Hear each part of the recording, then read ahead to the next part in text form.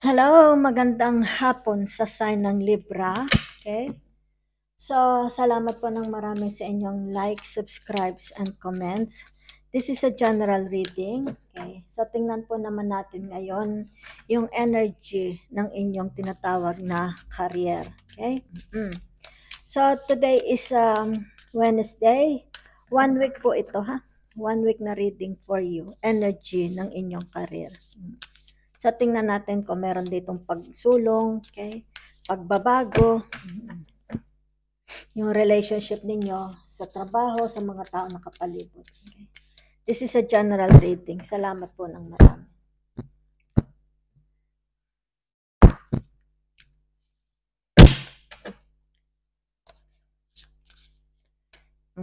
Masyado malakit ang aking cards. Yan. Okay? For some of you, meron dito tinatawag na freedom. Okay? Maaring for some of you, okay, ay umalis na kayo sa inyong tinatawag na career or pamimera or hanap buhay. Maaari namang for some of you, nagkaroon dito ng tinatawag na freedom, okay, sa inyong career.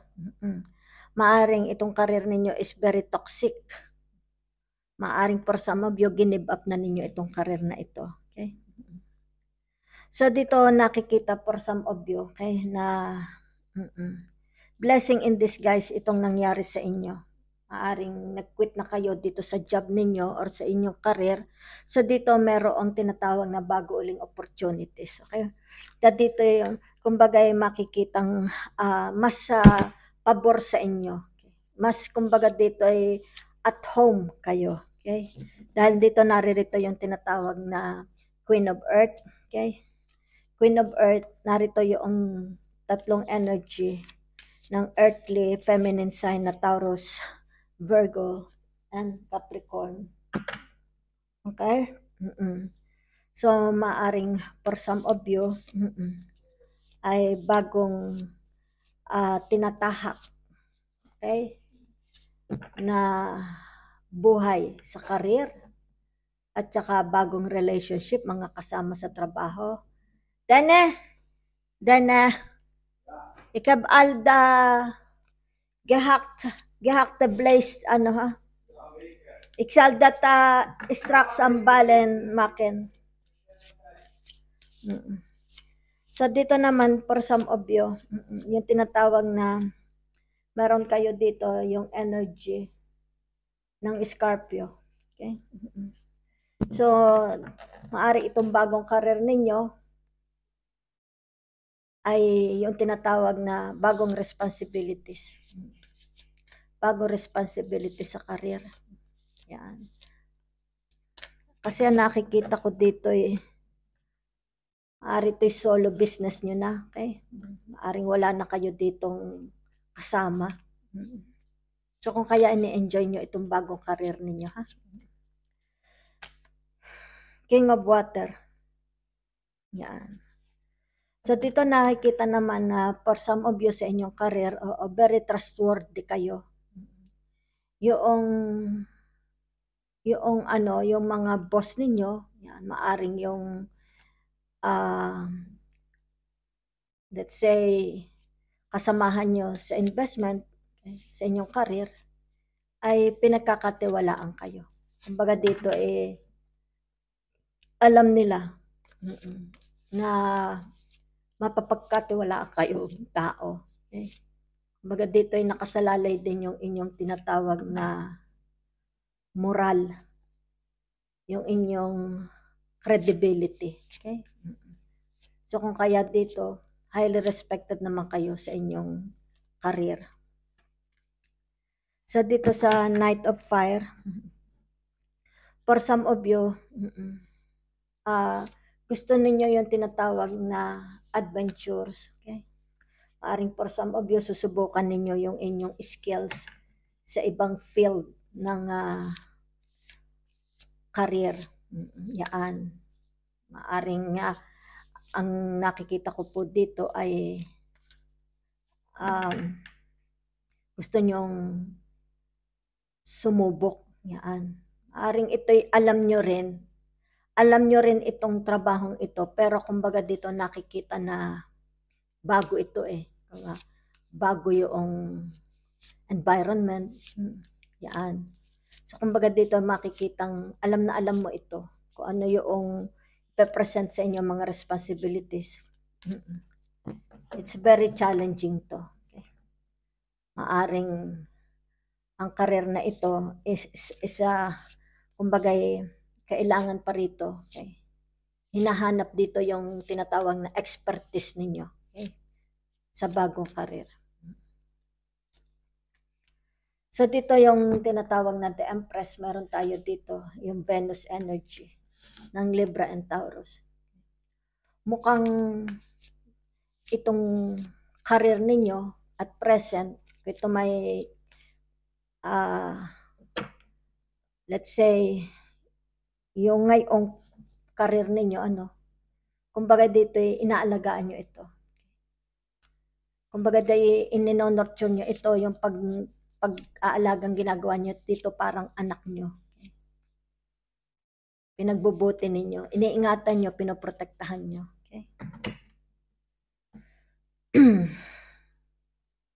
At nakikita naman dito pati yung inaalagaan nyo yung inyong relationship sa mga taong kadil ninyo.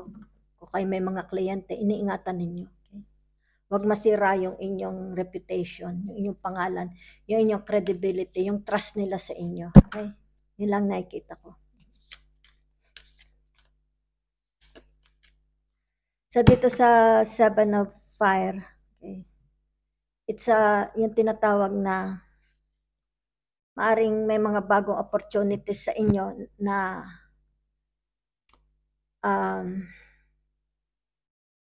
kakaharapin, okay, o open para sa inyo. So open kayo sa mga kung ito yung mga bago opportunities dahil narito new opportunities. So kayo ay welcome ninyo. Kumbaga dito ay kung ano man tong challenges ng mga bagong career ninyo na papasukan, nakikita dito yung inyong tinatawag na determinations, yung inyong resistance. Okay? Yung pagiging amiable pati ng inyong aura, personality, yan.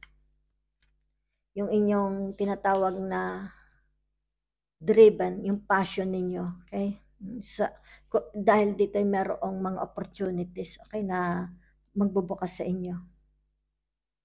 So kumbaga dito narito yung Queen of Waters, yan. So sa inyong career, ang nakikita ko dito ay yung paano ninyo, okay, paano nyo i-deal yung mga kasama nyo sa trabaho. Paano nyo i-treat, yung treatment na binibigay nyo sa kanila. Yan, yung pati yung pagtitiwala, kasama na din diyan. Mukha namang napakaganda naman ng energy ng inyong career. Wala naman dito ako nakikitang problema. So maaring ito for some of you magkakaroon dito yung tinatawag na promotion. Maaring kayo yung tinatawag exaltation ba yun? Yung ipopromote kayo sa trabaho ninyo. Or maaring kayo mabibigyan dito ng bonus. Kumbaga ito ay magpapabago sa sitwasyon ng inyong buhay. Okay? Maaring dito yung performance ninyo, okay, ay napakaganda. So dito plus point yun. So dito maraming mga tinatawag na responsibilities na madadagdag sa inyong trabaho sa tinatawag na Eight of Fire. Okay? Yan.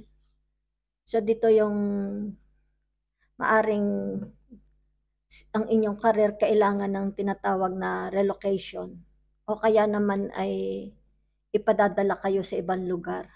Kayo ang magre-represent. Kumbaga dito yung nakikita yung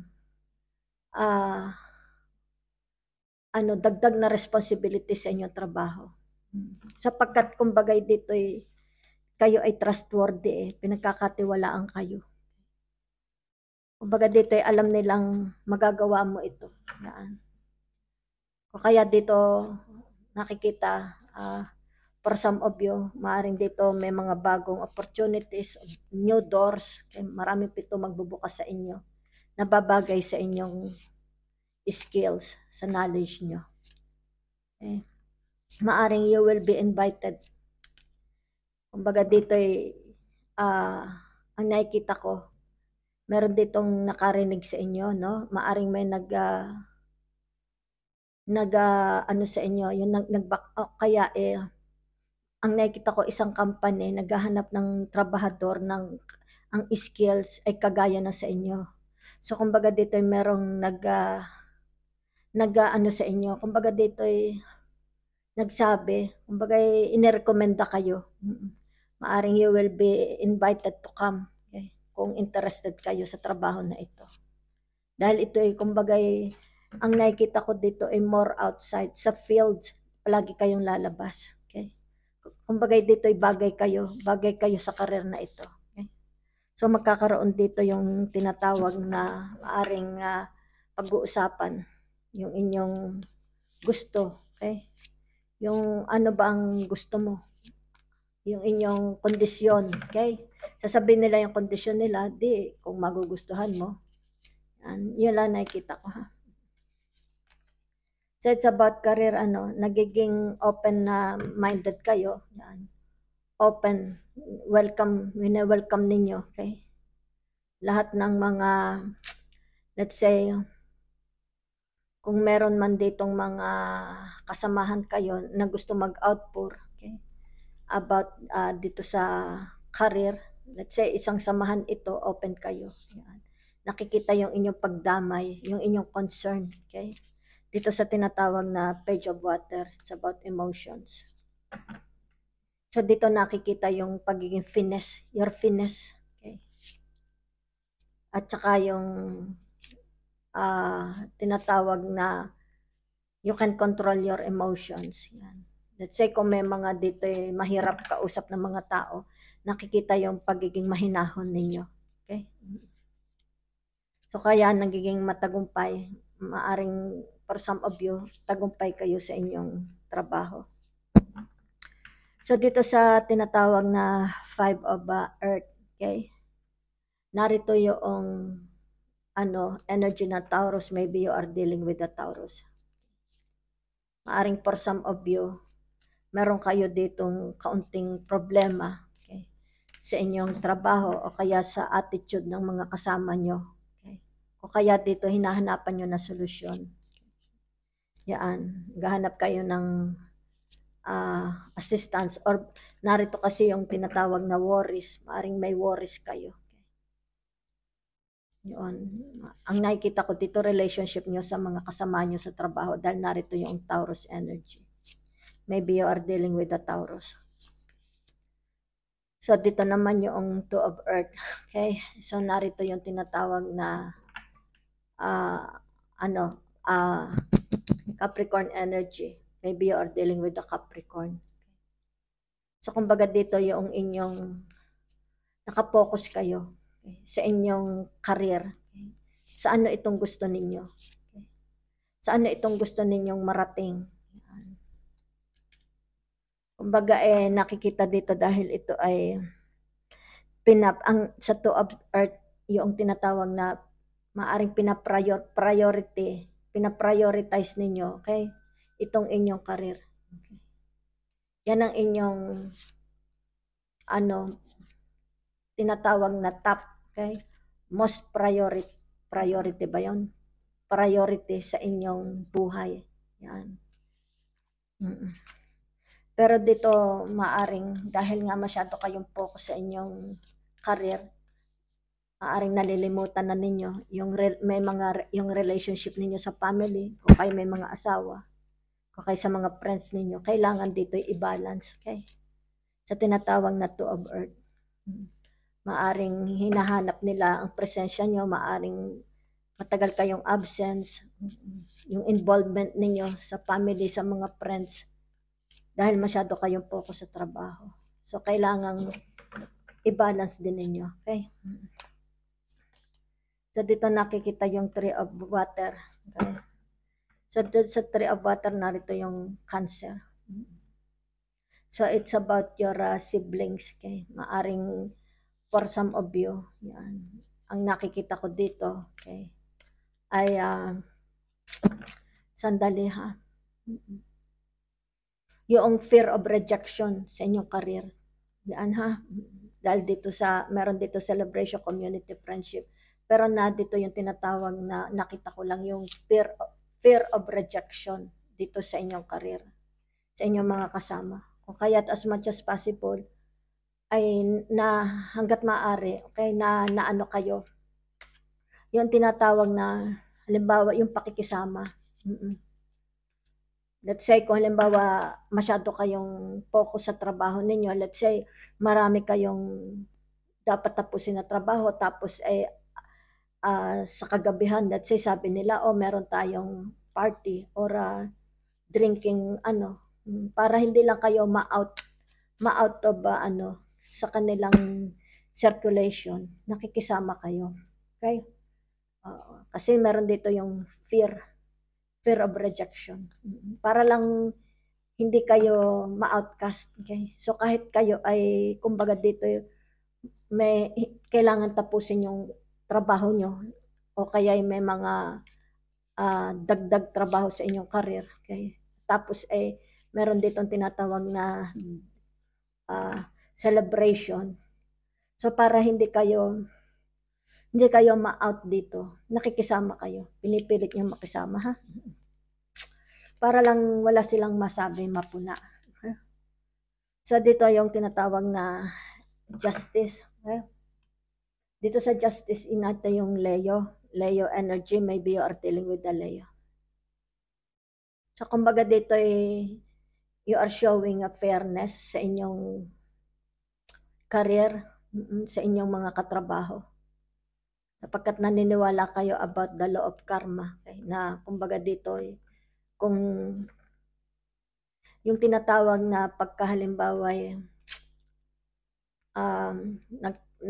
masipag kayo sa inyong hanap buhay, ibig sabihin magkakaroon ng gantimpala, kakaroon ng magandang result sa inyong pamimera. Ganon din sa pakikisama niyo sa trabaho. Okay? Kumbaga dito kung halimbawa ang relationship niyo sa mga kasama niyo sa trabaho ninyo is maganda. Okay? So kumbaga dito you will receive yung tinatawag na welcoming tsaka love from doon sa mga taong nakapalibot sa inyo, ha? So dito nakikita yung tinatawag na strength, okay? Yung energy ng Venus, okay? Pinananatili ninyong yung harmony sa inyong career, sa mga kasama nyo sa trabaho, ha? Yan. So dito, for some of you, nakikita din yung compassion. Let's say, yung inyong mga kasama, let's say may mga kasama kayo sa trabaho, okay, na nag-open sa inyo. Okay? Dito nakikita naman, you're lending your hands, helping hands. Yan, ha? So kalimbawa, sabi sa trabaho ninyo, kailangan ng overtime. Okay? Dito pinakikita ninyo yung full support ninyo. Kung inyong halimbawa yung career is medyo nagko-kumse-kumsa, pinakikita ninyo dito yung inyong katatagan, determination. Okay? At saka yung tinatawag na pagtulong ninyo. Okay? Ibig sabihin, you're very resourceful. Yan. So, ano pa ang ating last, So, dito lumabas lang dalawang cards. Nine of Fire, okay? Sagittarius energy, maaring you are dealing with the Sagittarius at saka yung the Emperor, Aries, okay? Aries and Sagittarius, okay? So, ibig sabihin nito, for some of you, okay, you are very pleased, you are very satisfied, you are very happy dito sa career ninyo at present moment, ha? So dito nakikita yung structure, yung katibayan, okay? Yung security, yung strength, yung power ng structure, yung tibay, okay? Ng inyong hanap buhay, ng inyong career. yung inyong pagiging leadership, yung inyong maturity, responsibilities, nakikita dito. So, mukha namang napakaganda ng inyong career, ha? Okay. For the moment po yan, ha? So, thanks for watching, ha? Kaya dito nakikita, yung tinatawag na prosperous, tsaka yung pagiging generous ninyo, okay? Sa inyong mga kasama sa trabaho, sa inyong hanap buhay, career, okay? So, thank you very much po.